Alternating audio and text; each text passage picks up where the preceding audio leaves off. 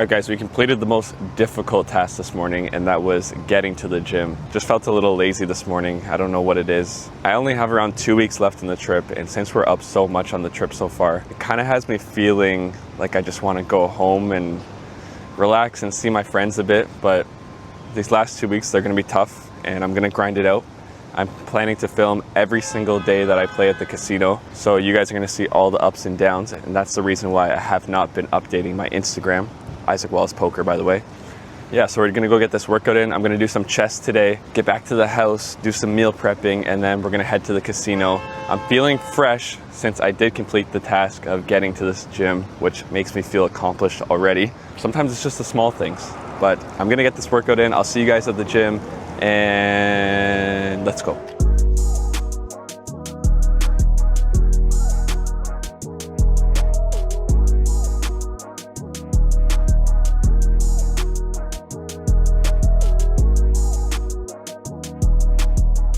I just finished up at the gym, so it's time to go home, get ready, and then head over to poker. But there's a part of me that kind of doesn't really feel like playing anymore for the rest of the trip. And I think part of that is just the fear of losing what I already have. Of course, I will not lose anywhere near all of it. Like, the most I can probably lose for the rest of the trip is like 15K. It's more so to the point that I surpassed my goal so far, to the point where I feel accomplished and I feel like the job's done. But that's not what I came out here to do. I didn't come out here to be lazy. I didn't extend my trip to be lazy, just to, you know, whether I play now or I play in a month from now, it doesn't make a difference. And I should just be taking advantage of all the accessible poker that I have out here, given that I'm only a 10-minute drive from the casino. So these last 2 weeks, they're gonna be a grind, but I'm ready for it. I'm at Publix right now. I didn't have my smoothie yesterday, so I think my body's just craving some sort of fruit. If the grapes look good, I'm gonna grab some grapes. Sometimes I sneak in a grape. No, I'm allowed to steal one grape. They were lurking behind me. I had to be quick.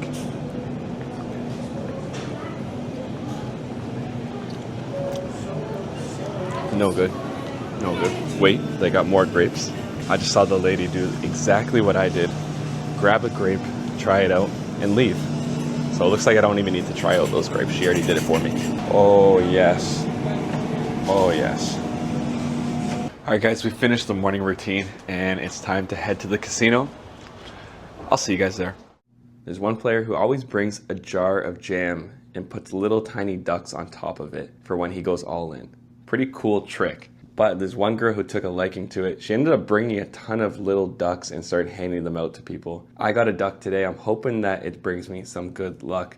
I definitely need it because the last 2 sessions were bad. And that's part of the reason why I showed up today with sunglasses, because I kind of just wanted to be in my own zone, in my own mind. Lock in and battle. I buy in for a total of $2,200. Let's get started. The first hand I look down at is not a great one, but it's definitely playable. A7 offsuit in the cutoff. I open at $60 and we get called by one player in the straddle.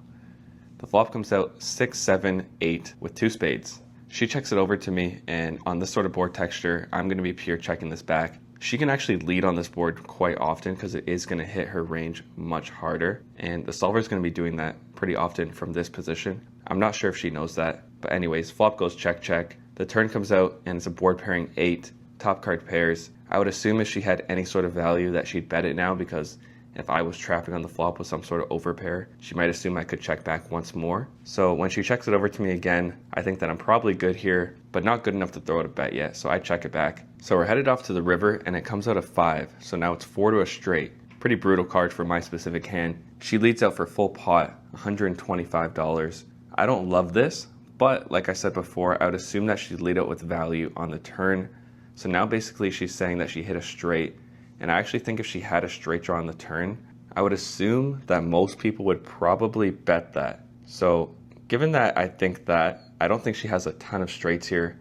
I have good showdown value. I'm going to have to fold a ton of hands like king, queen, and a bunch of different overcards. You can think of a ton of hands here. So I end up throwing in the call, and we're good. Solid start.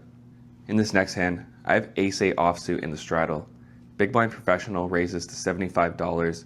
We're only playing 6-handed at the moment. I don't really know if this plays a factor here, but I like to play a little bit more aggressive, I think, when there's less people at the table, because I think other players are starting to open wider. In this specific situation, I don't know if that's the case. Big blind opens to $75, and I end up 3-betting my hand to $225. This is definitely a hand that you don't need to 3-bet here, and calling is pretty standard. But sometimes I like to take the more aggressive route, and in this exact scenario, I don't think he's going to be finding enough 4-bet bluffs. I have some reasons. Anyways, he ends up making the call, and the flop comes out 10, deuce, 6, all clubs. So we have the nut flush draw with ace high. On a board like this in a 3-bet pot, blind v blind, he's going to have a ton of pocket pairs, ton of showdown value type of hands. And I think if I check back on this flop, he's not going to put me on the ace of clubs too often, especially if I hit the club. So if he has some sort of club hand himself, like pocket fives with the club, let's say, I think I might get paid more on future streets if I do hit that. So I decided to check back on this flop, given that I actually think I'm ahead sometimes, of course, to his hands like king high, queen high, 7-8 suited, all these sorts of hands. So check, check, and the turn comes out the 8 of clubs. So I hit a pair, but even better, the nut flush. He checks it over to me, and in this sort of spot, if I had a bluff, I think betting small would perform super well. Let's say I had a hand like queen 8 of hearts here, for example. I know that might sound crazy, but I can have it. I would love to put out a small bet to try to get hands like king queen to fold, queen jack, king 9, jack 9. All these sorts of hands, it's just really good to fold them out here. I even think hands like ace, jack, no clubs. You can think of a ton of hands here that are just going to fold to a tiny, tiny bet. So when I actually have the nuts, I would love to balance it with this. And I also feel like if I bet small here, and I did have a hand like king high with no clubs, and he calls, then I can always blast river knowing that he probably never traps the nut flush in this line. So I decide that I like small bet here, and I go really small. I bet $50, but he just folds. So I guess he had absolutely nothing. Oh well. We're off to a good start, and that's what I was hoping for, because the last 2 sessions, like I said, they were losing sessions, and they're both at the 2-5. So jumping back to the 5-10 today, I definitely had some high hopes, and obviously this is a pretty good start. Let's keep the ball rolling. I have pocket kings in the cutoff. Hijack raises to 60, and it's always a blessing when someone raises before the action's on you and you have a massive hand like this. So I go to $200 for the 3-bet. He makes the call. Everything's standard so far. The flop comes out king high. It's king of clubs, 10 of clubs, 4 of diamonds. He checks it over to me, and a lot of people like to trap on these sort of boards, but I just like to range bet, and given that it's a range bet, I'm going to be doing it with basically my entire range. So I go for a bet of $125. I think there's enough hands that I can cooler here. I think there's enough draws available where he can check raise sometimes. I think there's enough hands where he can make the call, like pocket jacks, pocket queens, ace queen, ace jack, ace 10, 10 jack, all these sorts of hands. But he ends up just folding, so I guess he had absolutely nothing. I have ace king in the small blind. Again, hijack raises to $75. The button calls, so I'm gonna go for a big squeeze here. I make it $400, and the hijack player ends up jamming, and obviously I snap call. He must have thought I was just squeezing light here. We run it twice, and I end up beating ace queen on both boards. I was really feeling the momentum at this point, feeling like I was unstoppable. All my losses getting cut from the last couple of days. Should I just walk away now with my winnings and call it a day? Take back the losses that I lost the last 2 days. Now I got a profit. No, that's not what we came to do. We're here to battle. Let's keep the ball rolling. So we're playing 3-handed now, and this is a little awkward because 3-handed with a straddle, I don't know what the heck I'm doing. I'm on the straddle on the button. So anyways, I have king 7 offsuit. Big blind opens for 75. And since I'm in position here, I end up making the call. I don't know exactly how I should play this. Maybe I should 3-bet, maybe I should fold. I'm actually not too sure. So I end up going for the call route, given that we're playing a 0 rake game. This is a time rake game, which means I get to play more hands. The flop comes out king 6-3 rainbow.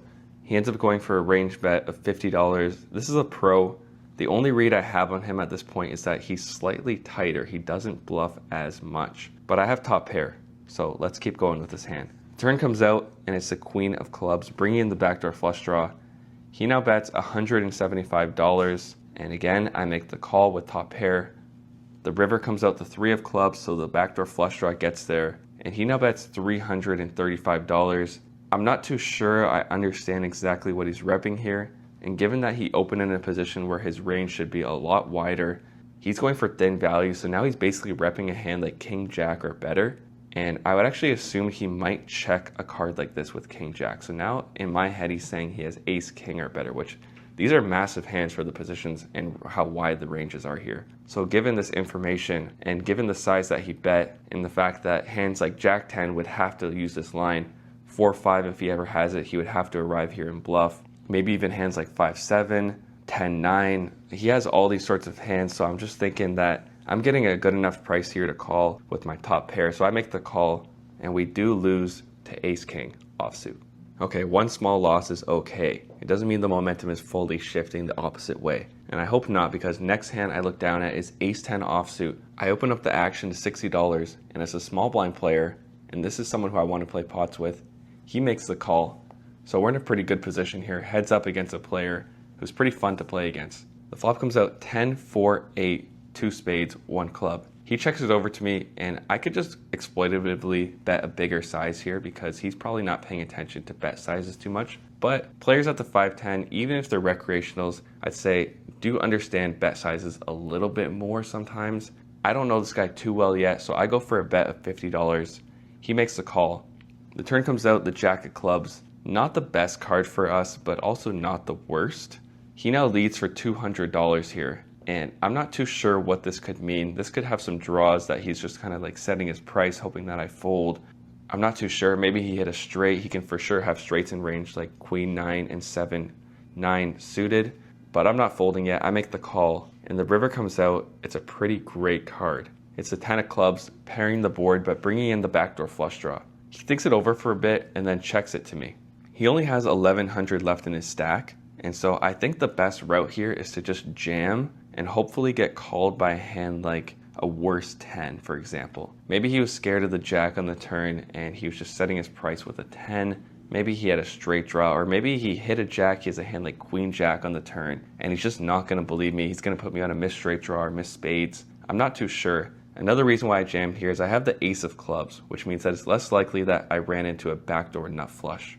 He ends up not loving it. He looks at me, but then doesn't take too long before sticking in the chips. I flip over my hand. He looks at the board, looks at my hand, and then flips over his hand. So I know I'm probably beat here, unfortunately. And I am.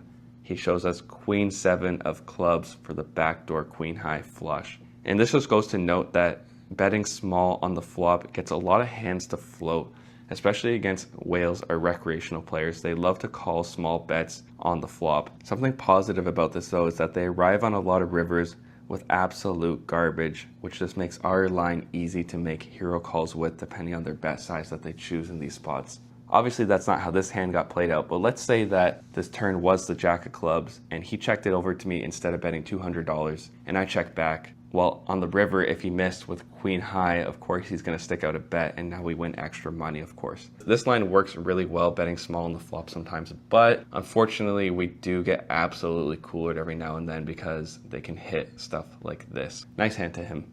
And after this hand gets played, I'm now down on the day. I'm in for a total of 2,800. Moving on though, I have pocket tens in the low jack, and I open it up to $60. Same girl from earlier, she 3-bets us to $175. She does have some bluffs in range, but I'd say that she plays a slightly tighter 3-betting range. Doesn't really like to get out of line that much. I make the call. The flop comes out Queen 7-3, rainbow. I check it over to her, and she goes for a bet of $150 here. She can for sure have some bluffs. I'd say that her worst ace-x hand is probably ace 10 suited here. She might even not 3-bet that hand sometimes. So it could be even like ace jack suited. I'm not too sure, but with that in mind, I don't think I can fold just yet. I make the call. And the turn comes out a jack. I check it over to her again, and she continues betting for $400. She knows I'm a vlogger. She knows I'm a professional player. She knows I look for live tells. I just assume that she's not going to be bluffing me here, and she looks super calm and comfortable. There's a lot of big hands that she can have, like king, queen, ace, queen, kings, aces. So with pocket tens here, given that I could have jacks, I could have ace queen, I could have king queen myself, I'm just gonna make the fold. Okay, momentum not so much on our side now. I'm stuck on the day, but I have ace 10 suited in the big blind, so hopefully things change with this hand here. Small blind raises to $75. I 3-bet to $250, and he makes a call. The flop comes out king jack 5 rainbow. He checks it over to me, and I go for a bet of $125. Nice little range bet on a board that's gonna favor my range very heavily. Please fold, sir, so I can take down this nice little pot. And he does. I guess a call wouldn't have been that bad either. We could have spiked a queen. But that is going to be the last recorded hand that I played on this specific day. I had already been playing for like 6+ hours at this point, and so I decided that I'm going to turn the cameras off and just chat with everyone and not worry about recording hands and just play my game for the last hour and a half, which I ended up getting absolutely coolered, and so I lost a little bit more. Unfortunately, the hands weren't recorded on film. There was a lot of lulls in between this session where there was just absolutely no hands that I was getting, given that this was a 6-hour session and I only had, like 8 hands to go over. But anyways, stay tuned for some afterthoughts and the total amount that I lost on the day. I'll see you guys back in Toronto. Alright, that's going to bring us to the end of today's video. I'm actually out here in Niagara Falls right now, as some of you guys can tell from the background. I just played a tournament, a $1,200 buy-in. Ended up finishing 35th out of 340-ish people, I think. Not bad. Lost some money though because I was in for 2 bullets. Cashed out for a total, or I guess the prize was a total of $2,084. So I ended up losing a total of $316 on the tournament. But in the session that you guys just watched, I lost a total of $4,800.